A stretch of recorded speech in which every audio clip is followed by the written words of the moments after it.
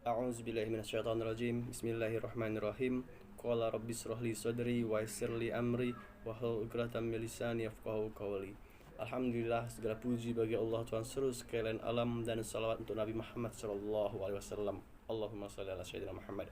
Yang terhormat dosen pembimbing kami, Bapak Tuturandes Damrah MPD, dan rekan-rekan kelas E pasca sarjana FIK UNP 2020 yang saya banggakan. Pada kesempatan kali ini saya akan mempresentasikan makalah pedagogi olahraga yang diampu oleh Dr. Randes Damrah MPD selaku dosen mata kuliah pedagogi di Fakultas Ilmu Keolahragaan Universitas Negeri Padang.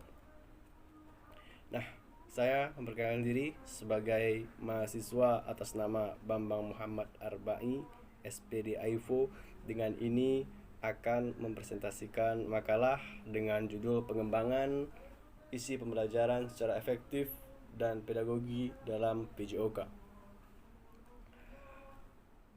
Rekan-rekan, sahabat, dan tentunya Bapak yang saya banggakan, bahwa pada dasarnya untuk mengajar seorang guru membutuhkan strategi pengajaran agar materi yang diajarkan bisa berjalan dengan baik dan sempurna, sehingga pada akhirnya hasil belajar siswa akan sesuai dengan seperti apa yang diharapkan. Ada 4 materi yang akan disajikan pada makalah ini, yaitu bagaimana hakikat pendidikan jasmani, bagaimana konsep pembelajaran pendidikan jasmani, apa tujuan fungsi pendidikan jasmani, dan bagaimana keterampilan membuka, menjelaskan, serta menutup dalam pelajaran pendidikan jasmani atau sering disebut sebagai PJOK. Baik, pertama, hakikat pendidikan jasmani. Disebutkan bahwa pendidikan jasmani itu adalah proses pembelajaran melalui aktivitas jasmani yang didesain untuk meningkatkan kebugaran jasmani, mengembangkan keterampilan motorik, lalu pengetahuan dan perilaku sehat dan aktif, serta sikap sportif dan kecerdasan secara emosi. Konsep pembelajaran pendidikan jasmani itu ada dalam psikomotor, kognitif, dan afektif. Sebagai contoh, pengembangan psikomotor atau keterampilan fisik adalah salah satu contoh pengembangan aspek psikomotor atau pengembangan dalam hal fisik adalah dalam gerak, kemampuan gerak anak. Dalam mengajar dapat dilihat di layar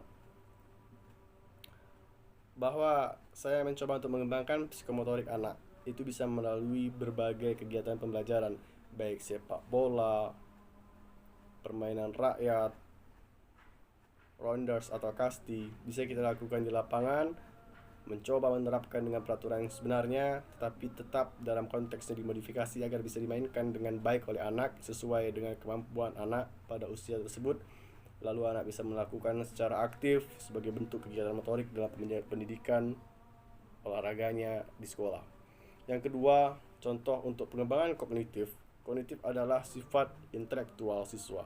Itu bisa dilihat dalam presentasi bahwa salah satu contoh pengembangan aspek kognitif adalah siswa mampu menjawab dan menjelaskan setiap materi yang dipertanyakan. Bisa dalam latihan, ulangan, atau bahkan tanya jawab di kelas, dan tentunya juga di lapangan bisa dilakukan.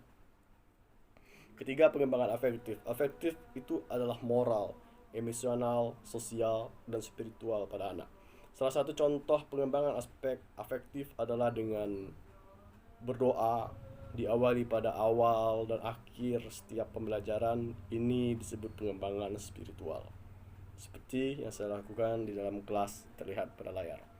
Nah, apa tujuan dan fungsi pendidikan jasmani? Tentu sangat kompleks.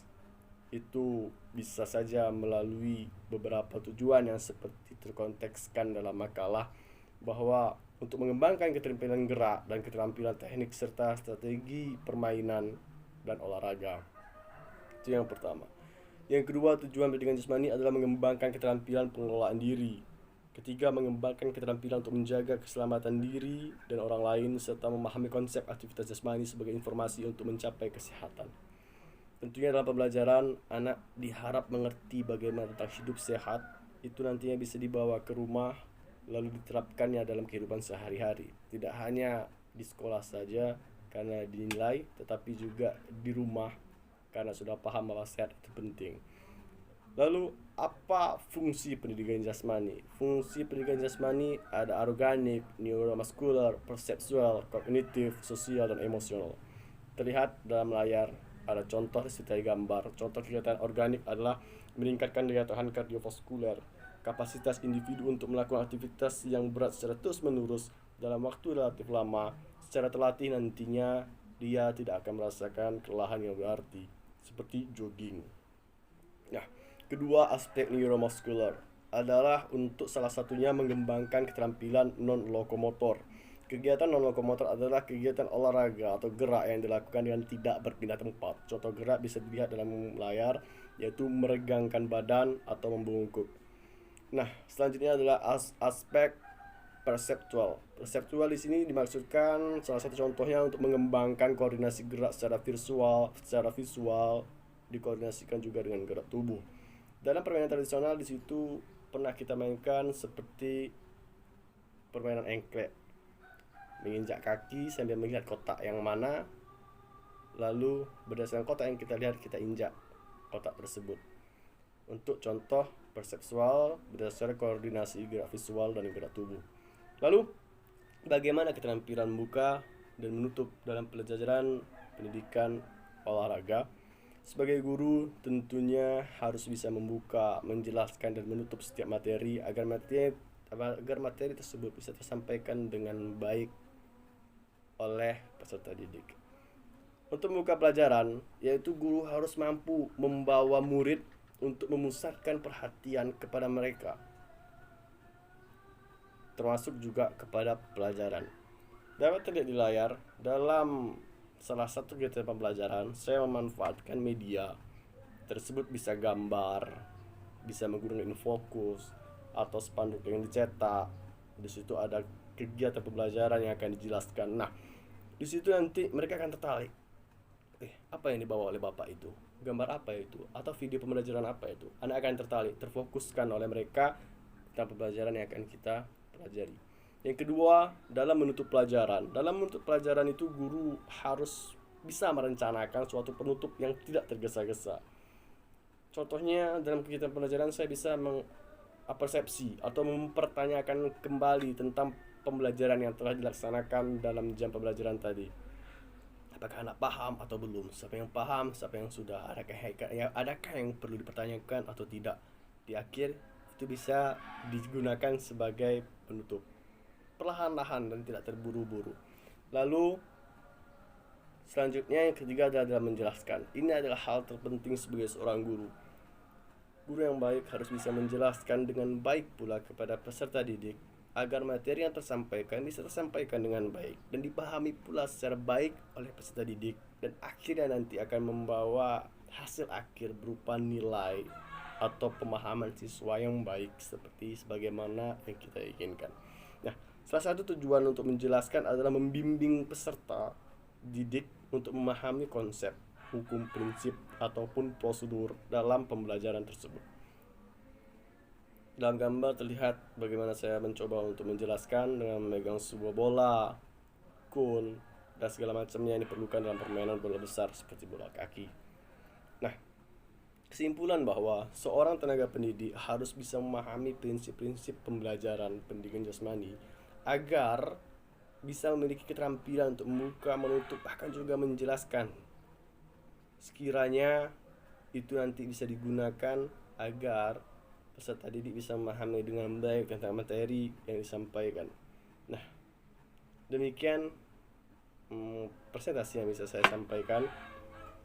Diharapkan dengan ini bisa menjadi salah satu contoh bagi para guru dan rekan-rekan pengajar yang lain bahwa untuk mengajar kita tidak bisa hanya duduk lalu berikan kepada anak peluit serta bola lalu menyuruh mereka untuk bermain di lapangan tanpa pengawasan dari kita.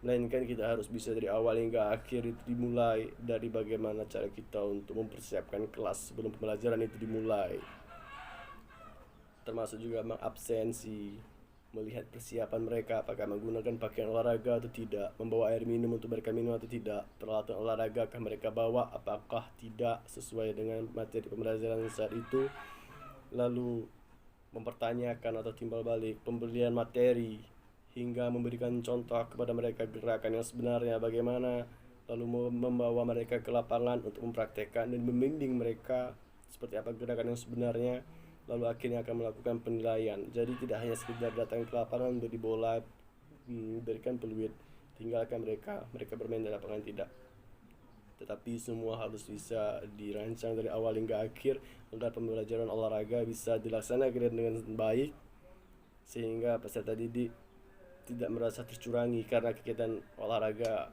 hanya digunakan untuk bermain-main saja, melainkan kegiatan olahraga harus bisa memberikan dampak yang positif baik dari afektif atau sikapnya atau karakternya, psikomotor atau gerak, baru juga termasuk di sana adalah kognitif atau pengetahuannya. Tiga aspek ini harus bisa dikembangkan oleh guru agar nantinya peserta didik bisa menjadi seorang olahragawan yang sportif dan berkarakter.